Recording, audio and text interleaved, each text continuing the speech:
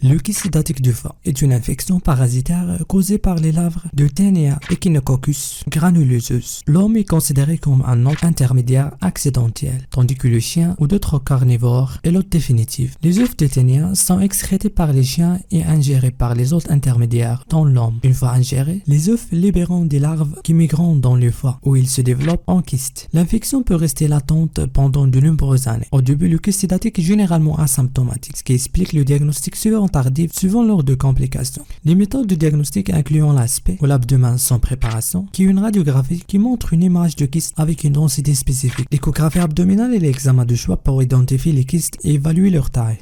Le kyste hydatique peut donner plusieurs complications. Certaines sont graves et varient en fonction de la localisation et de l'évolution de kyste. L'augmentation de la taille du kyste peut entraîner une compression des voies biliaires principales, conduisant à un ictère progressif dû à l'obstruction du flux biliaire. La compression de la veine porte, cela peut causer une hypertension portale, ce qui est traduit par une accumulation de sang dans le système portal, pouvant entraîner des varices œsophagiennes ou un acide. La compression de la veine sus-hépatique et de la veine cave inférieure peut provoquer le syndrome de Budd-Chiari, qui se manifeste par une douleur abdominale, une hépatomégalie et un risque accru d'insuffisance hépatique. L'ouverture du kyste dans les voies biliaires peut entraîner une angiocolite aiguë, une infection des voies biliaires caractérisée par une fièvre, des douleurs abdominales et un ictère. Si le kyste se rompt dans le péritoine, il provoque un tableau de péritonite aigu généralisé, une urgence chirurgicale grave. Une rupture plus lente ou progressive peut entraîner une echinococcus péritonéale secondaire, une infection persistante de la cavité péritonéale par les germes de kyste. Le kyste peut se réinfecter, provoquant un abcès hépatique. Ensuite, une fissure entre le kyste et les voies respiratoires peut survenir entraînant une vomique hydatique, c'est-à-dire l'expectoration de liquide infecté provenant du kyste. Des fois, le kyste peut provoquer des réactions toxiques graves. Les urticaires et un prurite peuvent survenir en raison de la libération d'antigènes parasitaires dans la circulation sanguine. En cas de rupture de kyste et la libération massive de sang continu, un choc anaphylactique peut résulter. C'est une réaction allergique sévère mettant la vie en danger. Le kyste hydatique peut également se développer dans d'autres organes, notamment les poumons. Pour la prévention de l'étatose, repose sur une combinaison de mesures sanitaires, vétérinaires et éducatives visant à limiter la transmission de cette parasite entre les hôtes définitifs, c'est-à-dire les chiens, et les intermédiaires, qui sont les animaux d'élevage et les humains. Il faut sensibiliser les populations exposées sur le mode de transmission de la maladie, encourager les bonnes pratiques d'hygiène, notamment le lavage des mains après le contact avec les chiens ou les animaux d'élevage, le développement des vaccins pour les animaux d'élevage, en particulier les moutons, et la protection de l'hôte définitif par l'administration des vermifuges aux chiens domestiques pour éliminer le parasite et éviter de nourrir les chiens avec les viscères infectés. Ainsi, il faut réduire la population des chiens errants qui représentent une source majeure de dissémination. Il faut aussi faire des inspections rigoureuses dans les abattoirs pour détecter et éliminer les viscères infectés, ainsi qu'organiser des campagnes de dépistage échographique dans les régions à haut risque où l'étatose est endémique. Le diagnostic commence par une discussion avec le patient pour identifier les facteurs de risque. On recherche des antécédents de contact avec les chiens qui sont les hôtes définitifs de parasites, ou la consommation d'eau ou d'aliments souillés par les œufs d'Echinococcus granulosus. La découverte du kyste peut être parfois fortuite lors d'un examen morphologique, c'est-à-dire une échographie ou un scanner, ou pendant une intervention chirurgicale pour une autre pathologie. Cependant, certains signes fonctionnels peuvent alerter, notamment des douleurs dans l'hypocondre droit ou l'épigaste. Ces douleurs sont décrites comme une sensation de pesanteur. Le patient peut également présenter des troubles digestifs comme une dyspepsie, un subictère ou encore des accès fébriles inexpliqués. À l'examen clinique, si le kyste est à développement antérieur, une masse arrondie, ferme, indolore, renitente, immobile avec la respiration peut être palpée. Lorsque le kyste est localisé en profondeur, une hépatomégalie diffuse est généralement observée. Les kystes situés plus bas peuvent émettre une tumeur rénale ou abdominale.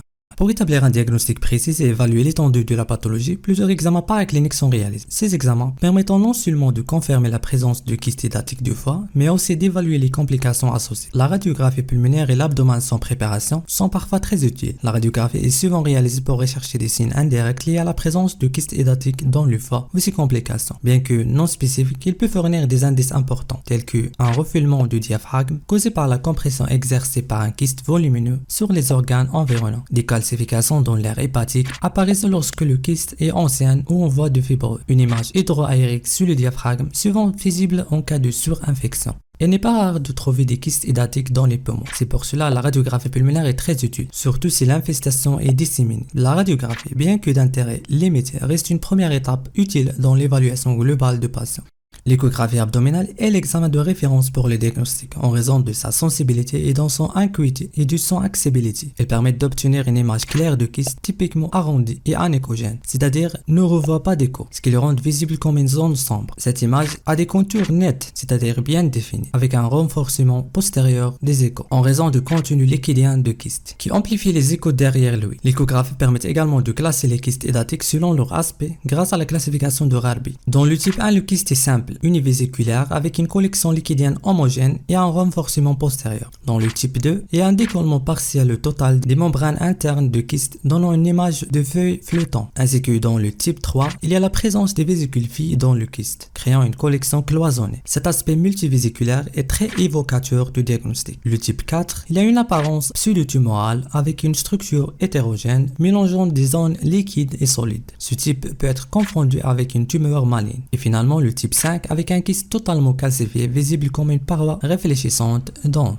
La tomodensitométrie est utilisée en complément de l'échographe, en particulier dans les cas spécifiques ou lorsque le diagnostic reste incertain. Elle est utile dans les situations suivantes. Si un kyste pseudotumoral, c'est-à-dire type 4, est suspect, la TDM fournit des informations détaillées sur la localisation exacte du kyste, ses relations anatomiques avec les structures avoisinantes et aide à planifier une éventuelle intervention chirurgicale. Elle permet aussi de détecter les ruptures, les compressions vasculaires ou des fistules qui peuvent ne pas être visibles à l'échographe.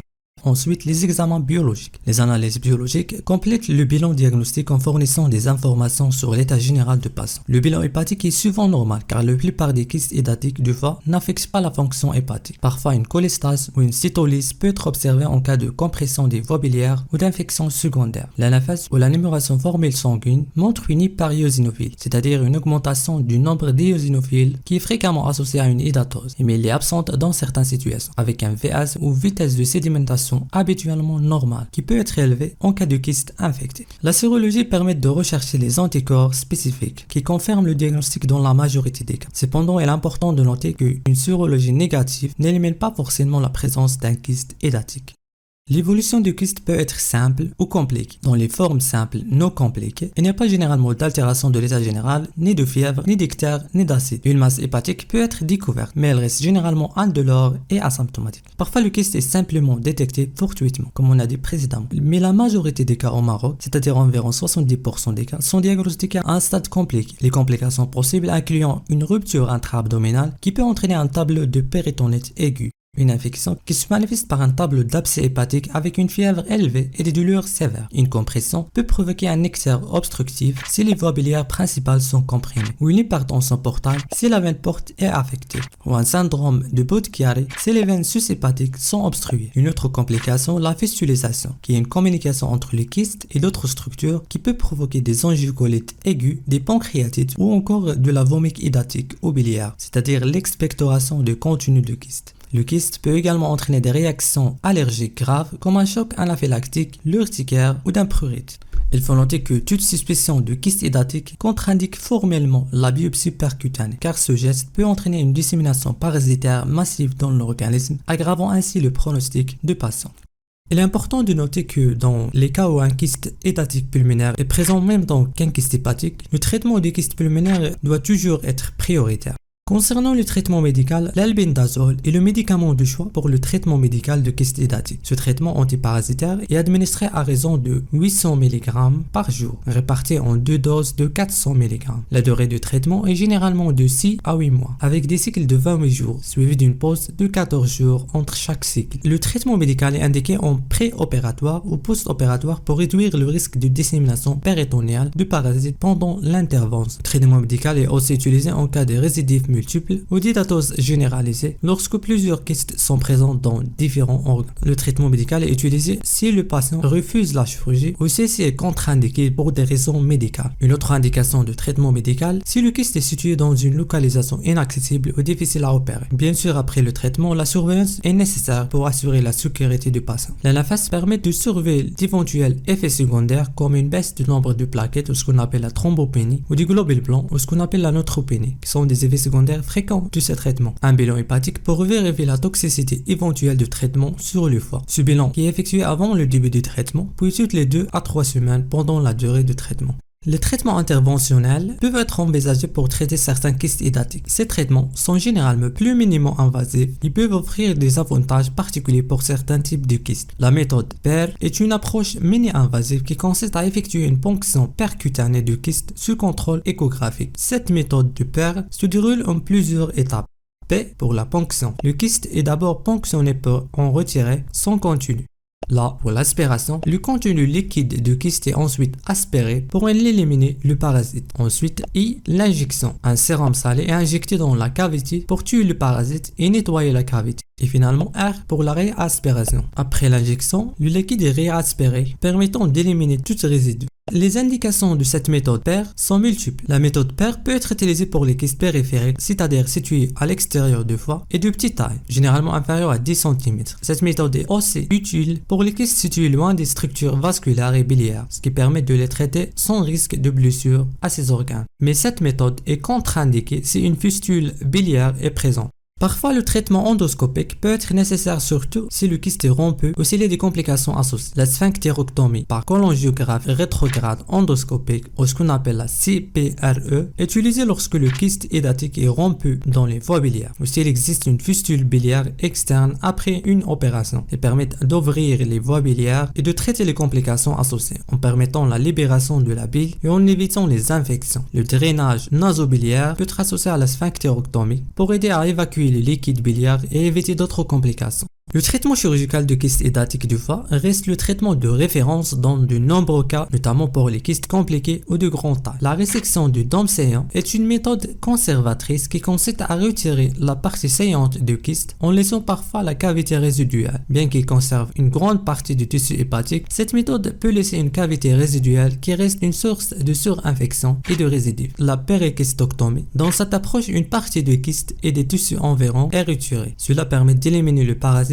tout en préservant une partie du foie. Les résections hépatiques sont utilisées dans les cas où le kyste détruit une partie du foie. Cela implique l'ablation d'une portion du foie avec le kyste et parfois une partie du tissu hépatique environ pour assurer un traitement complet et éviter tout résidu. Finalement, le traitement des complications. Lorsque des complications surviennent, telles que des fistules kystobiliaires, des techniques comme le drainage bipolaire ou la suture aveugle peuvent être utilisées pour repérer les fistules et empêcher la propagation de l'infection.